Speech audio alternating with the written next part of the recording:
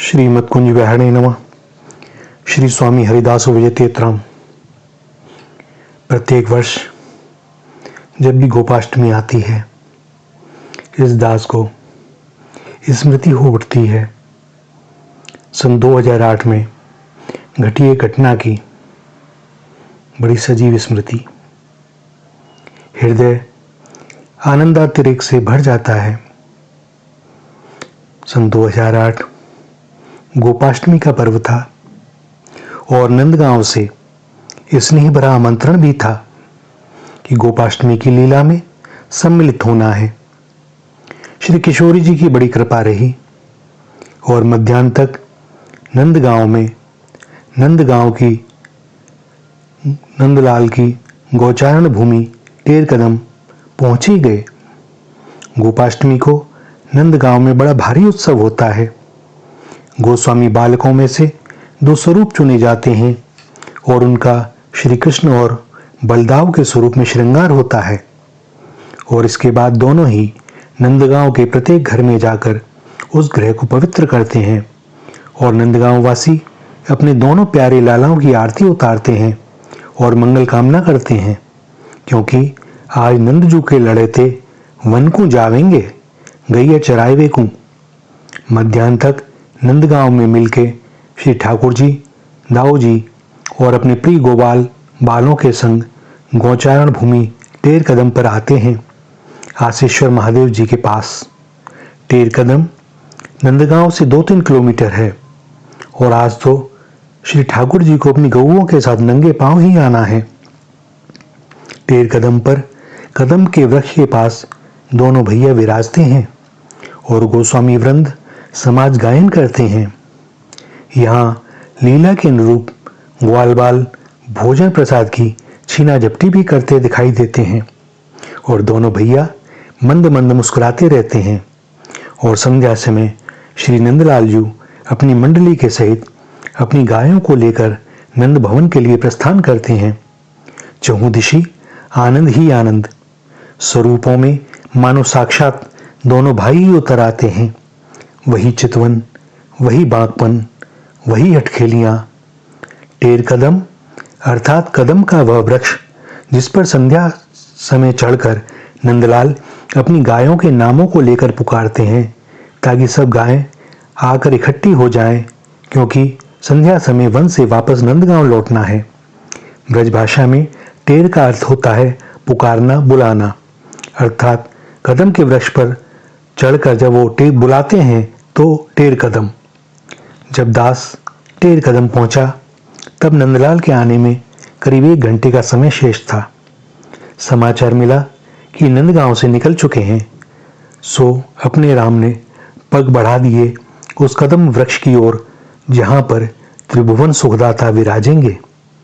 गोपाष्टमी के पर्व टेर कदम पर भी बड़ी भारी उत्सव की उमंग रहती है और अनेक श्रद्धालु और संत भक्त अपने लाडलों से मिलने के लिए, उन्हें देखने के लिए, उन्हें अपने हाथों से भोग लगाने की कामना के लिए वहां प्रतीक्षा करते रहते हैं। कदम से अनुमानतः 15-20 फुट की दूरी ही रही होगी। अचानक दृष्टि पड़ी। कदम के तले एक महात्मा, वयस 60-62, श्वेत धोती और वक्ष पर एक श्वेत उत्तरी डाले एक आसन पर बैठे हैं। कदम के नीचे नंदलाल का एक छवि चित्र है। अचानक ही महात्मा जी की दृष्टि दास की दृष्टि से मिली और वह बोले, बड़ी देर कर दई मेरी सुध लेवे में। इतने बरसन के बाद आज मेरी सुध आई। मुकू कहा एकदम ही भूल गए। अरे दर्शन को अखियां तरस गईं। यह कहते कहते वह प्रेमाश्रु बहाते हुए उठ खड़े हुए। दास अचकचा गया, समझ ना सका कि वो उसे किसे इंगित करके कह रहे हैं। अपने पास और पीछे देखा, लोग तो थे, पर यह संबोधन वह किसी अन्य को नहीं कर रहे थे। एक बार पुनः दृष्टि मिली। उन्होंने दोनों बाहें फैला दी, पिरामासिक्त उलाहना देते हुए। श्री किशोरी जी ने कृपा की और दास अपने स्वामी को पहचान गया। उनके शब्दों को श्रवण कर, अपनी पतितता का भान कर मस्तक और दृष्टि धरती में गड़ी जा रही थी, पर यह दुर्लभ समय था। कैसे खो देता इसे। अपनी भी दोनों बाहें फैला दी और लगभग दौड़ते हुए दोनों ने एक दूसरे को भुजपाश में बांध लिया। दोनों ही बिलक बिलक कर रो रहे हैं। उनके अश्रु दास के कंधे पर और दास की अश्रु उनके धवल उत्तरी को भिगो रहे थे। कुछ समय बाद दोनों अलग हुए। उन्होंने हाथ पकड़ लिया और कदम के तले अपने ही पास आसन पर बैठा लिया। लोग सोच रहे हैं कि महात्मा के वेश में कोई बाबरा है, सो किसी का ध्यान यहाँ नहीं है। सबको ठाकुर जी की प्रतीक्षा है। और ऐसे समय दो बाबरों की यह लीला कुछ अटपटी सी भी लग रही है। पर श्री किशोर जी की कृपा के कारण दास को इतना विदित है कि वह ऐसे ही मिलते हैं। वह मिल भी लेते हैं और किसी को कानो कान खबर भी नहीं होती। बहुधा तो उसे भी खबर नहीं होती जिससे वह मिल जाते हैं।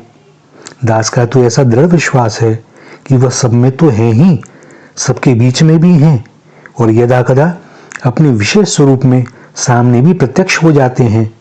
पर हम संसार में इतने खोए हुए हैं कि हमें उनकी अनुभूति तक नहीं होती। जिस प्रकार खेल में मग्न अपने बालक को माता बीच बीच में आकर देखती रहती है, भले ही बालक उसे ऐसा करते ना देख पावे। हम संसार में परमात्मा को खोजते हैं और जब परमात्मा कृपा करके मिलते हैं तो उनमें संसार खोज लेते हैं, अर्थात उन्हें भी संसारी ही समझते हैं, क्योंकि वह स्वरूप में नहीं आते जिसे हम उनका स्वरूप मान बैठे हैं। ब्रज में नित्य मिलन है, नित्य विरह है और नित्य नई लीला है मेरे युगल किशोर की। कुछ समय तक दोनों पास बैठे रहे। वह दास के हाथों को अपने हाथ में लिए रहे, फिर उठे, बोले, ठाकुर जी आने वाले हैं, मैं भी आता हूँ। वहाँ उपस्थित लोगों के बीच से निकल के कब कहाँ गए ये वो जाने या उनका दास। कैसा अद्भुत प्रेम, मिलन की कैसी उत्कंठा, कैसे अद्भुत छल से सबके बीच आके मिलना, कैसा अद्भुत उलाहना, अकिंचन को कैसा मान देना।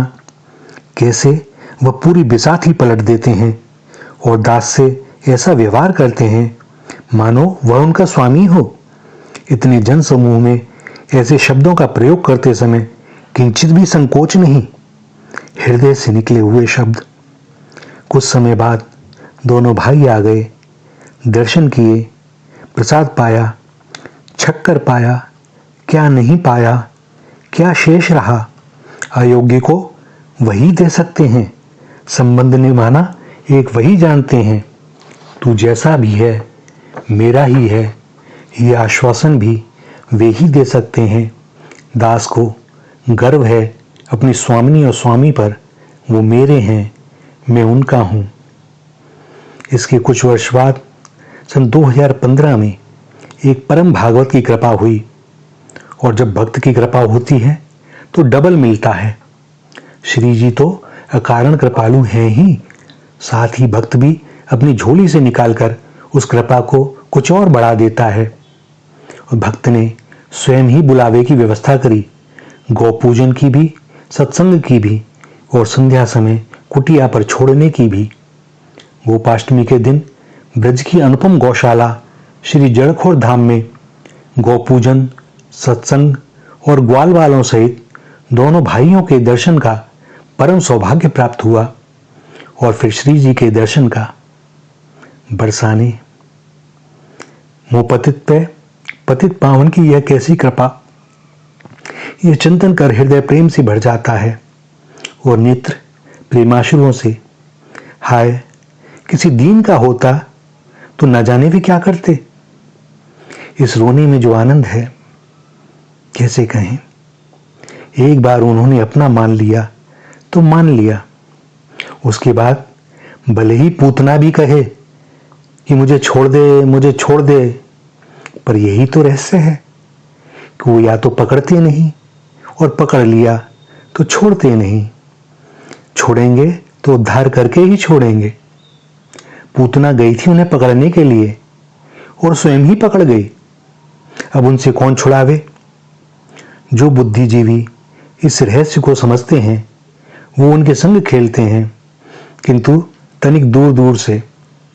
अंतर भय से ग्रस्त रहता है कि समीप गए तो कहीं ये हमें पकड़ ना लें।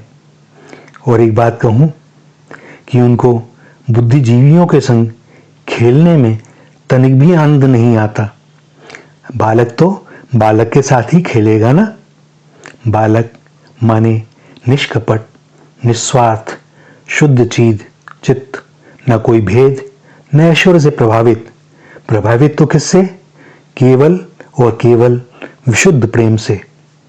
श्री राधा, श्री राधा, श्री राधा।